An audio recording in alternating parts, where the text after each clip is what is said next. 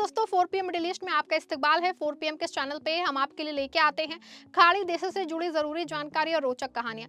साथ ही यहाँ हम दुनिया की तमाम बड़ी खबरों को आपके सामने पेश करते हैं।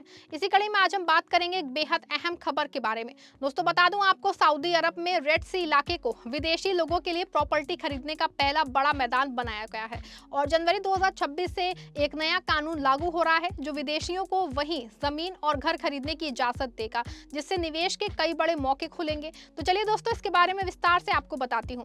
सबसे पहले सऊदी अरब की सरकार ने विजन 2030 नाम का एक बड़ा प्लान बनाया है, जिसमें देश को सिर्फ तेल पर निर्भर ना रह के पर्यटन, व्यापार और निवेश से मजबूत बनाना है।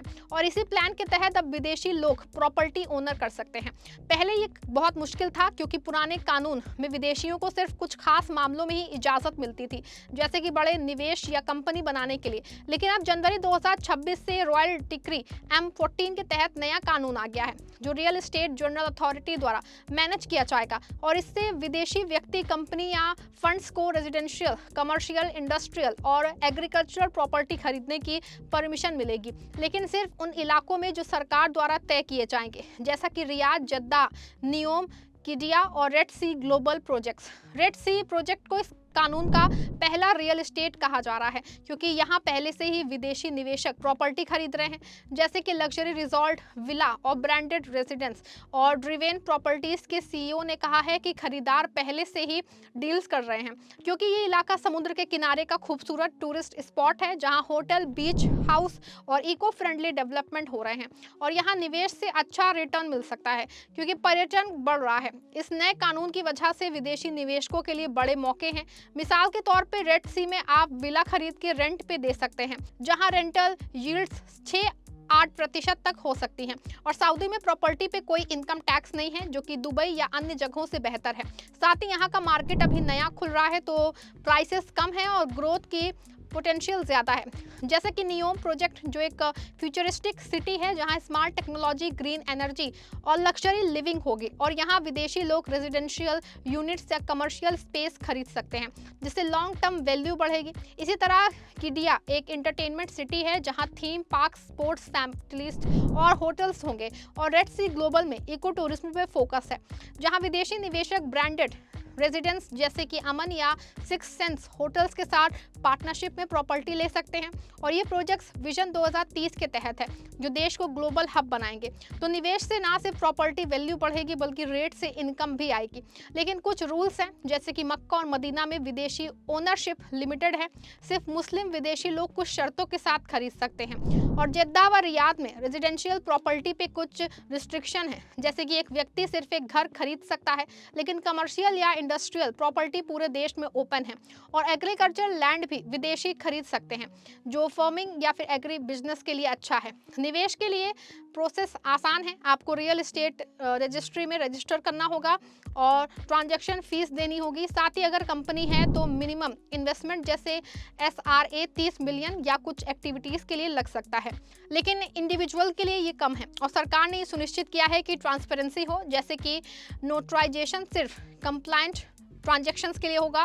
रेड सी को पहला मैदान इसलिए कहा जा रहा है, क्योंकि यहाँ का डेवलपमेंट पहले से चल रहा है और नए कानून के साथ इंटरनेशनल बायर्स आ रहे हैं, जैसे कि दुबई से निवेशक जो वहाँ के मार्केट में शिफ्ट कर रहे हैं, क्योंकि सऊदी में ग्रोथ रेट ज़्यादा है और यहाँ का GDP में रियल एस्टेट का शेयर 6.5% है, जो बोल रहा है। साथ ही कंस्ट्रक्शन बूम है मेगा प्रोजेक्ट्स की वजह से। अगर आप निवेश करना चाहते हैं तो पहले रेड सी ग्लोबल के प्रोजेक्ट्स देखें, जहां टूरिज्म स्टार्ट और सेंट्रल इनकम हाई है, या फिर रियाद में कमर्शियल स्पेस जहां बिजनेस हब बन रहा है, और जद्दा में पोर्ट सिटी के नज़दीक प्रॉपर्टी जो ट्रेड के लिए अच्छी है।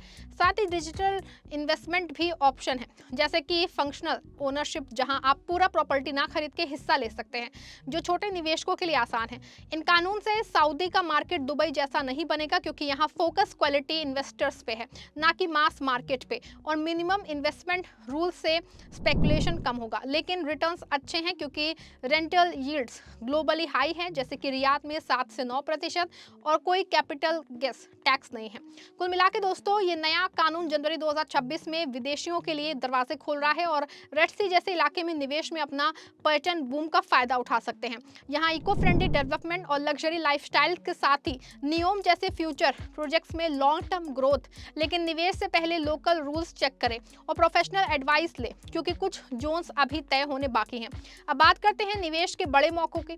सबसे पहले रेड सी प्रोजेक्ट में विदेशी ओनरशिप का टेस्ट चल रहा है, जहां आप ब्रिज फ्रंट विला या अपार्टमेंट खरीद सकते हैं और यहां का टूरिज्म बढ़ रहा है, क्योंकि सऊदी सरकार 100 मिलियन विजिटर्स का टारगेट रख रही है।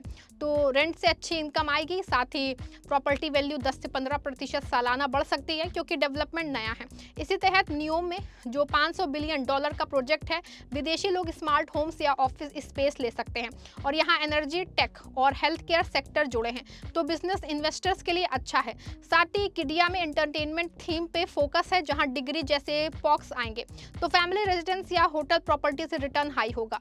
रियाद और जद्दा में कमर्शियल प्रॉपर्टी ओपन है, जहां आप शॉपिंग मॉल्स या ऑफिस बिल्डिंग्स में निवेश कर सकते हैं और यहाँ का इकोनॉमिक ग्रोथ 5% से ऊपर है। साथ ही एक्सपैट पॉपुलेशन बढ़ रही है, जो रेट डिमांड क्रिएट करेगी। विदेशी कंपनियां पूरे देश में प्रॉपर्टी खरीद सकती हैं, यहाँ तक कि होली सिटीज में भी कुछ शर्तों के साथ, और इन्वेस्टमेंट फंड्स या स्पेशल पर्पस व्हीकल्स के जरिए आसान है। साथ ही कोई ओनरशिप कैंप नहीं है। कमर्शियल में तो बड़े स्केल इन्वेस्टमेंट संभव है, लेकिन रिस्क भी है, जैसे कि मार्केट नया है तो वोलेटिलिटी हो सकती है या रेगुलेटरी चेंजेस। लेकिन सरकार ने ट्रांसपेरेंसी के लिए रजिस्ट्री सिस्टम बनाया है और फॉरेन इन्वेस्टर्स को प्रोजेक्शन मिलेगा।